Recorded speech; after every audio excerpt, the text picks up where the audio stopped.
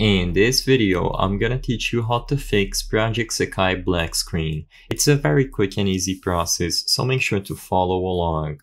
First of all, I want to make a disclaimer and say that in this video, all the methods that I'm gonna show you are applicable for any version of Project Sekai. So for example, I have the English version of Project Sekai, aka Colorful Stage. However, the methods I'm gonna show you will also work for the Japanese or any other version of Project Sekai. First of all, what I recommend you to do is go ahead and check to see if there's any sort of maintenance going on inside of Project Sekai. One of the most common reasons on why people cannot log in is because there is a maintenance going on.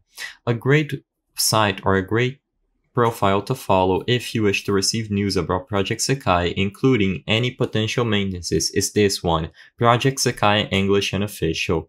This person always notifies us if there's any sort of maintenance going on. So if you realize there is a maintenance, sadly you won't be able to log into the game until that is done. With that out of the way, if you know that the servers are up and there is no maintenance going on and yet you are still having problems to log into Project Sekai because of a black screen or loading screen problems, what I recommend you to do is to go over to the settings app on your phone. Inside of the settings, access the apps category and go into the manage apps option.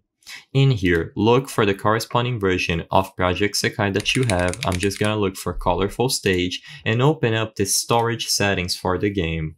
In here, select Clear Data and clear the cache for the game. You don't have to clear all data, however, if clearing the cache does not solve your issue, I would recommend you go ahead and you completely reinstall the app. After reinstalling the app and having a clean install, it can help to reacquire any potential corrupted files that you have, and in so making sure you can properly log into the game.